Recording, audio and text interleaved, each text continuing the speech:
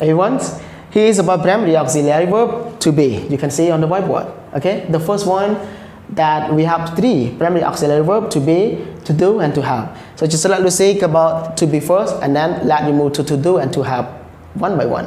Okay, so when you see verb to be, I think that you know we talk about the word that we separate from the base form to be, like you see the word ams, is, are, or, verse, and verse. You know, this one am, is, are we use for present, and verse verb we use for past tense.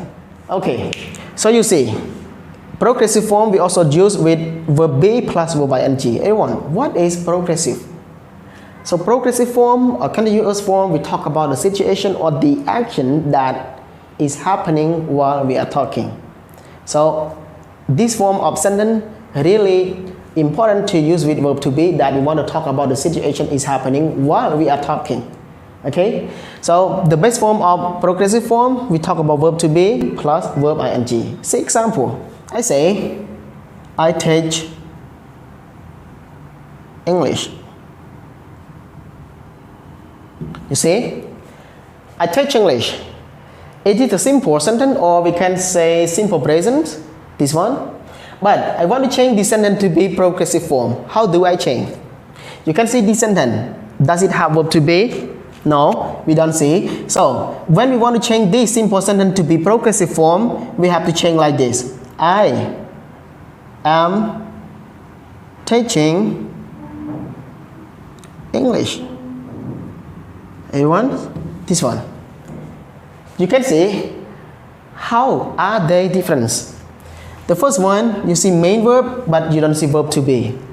You know, main verb teach. But the second one, you see main verb to be teaching. I add ing form to main verb, and then it's become teaching.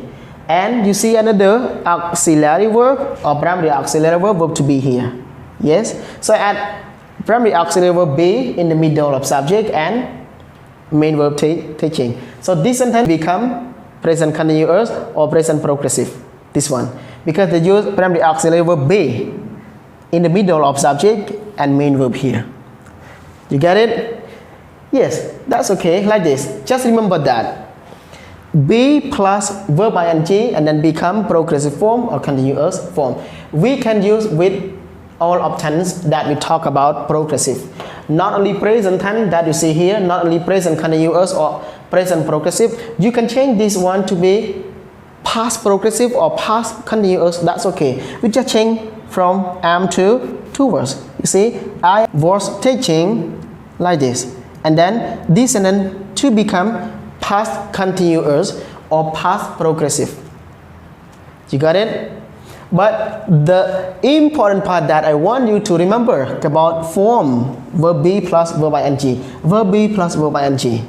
Okay, I can make in future progressive as well. I will be teaching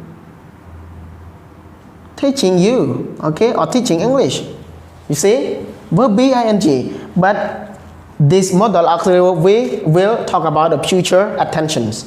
Okay, like this. I can make it in perfect form as well.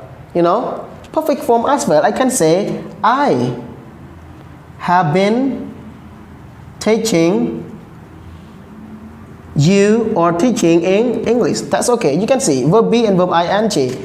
All of this, they are progressive form, but the way that we use in meaning not the same. You know, it different from the time or tense that we use in this form. You know, this one we call present progressive, this one we call past progressive, this one we call future progressive, this one we call present perfect progressive. Okay, just different how to call in different situation and the different action that we want to express about. But however, they are progressive form because we see verb be plus verb ing all in all of these sentences. Okay, like this. Yes. So verb to be is very important to make progressive form as you see. Okay. So now, how do we use verb to be in passive form? What is it form? And how do we use verb to be with passive form? Okay, so let me say about this one more.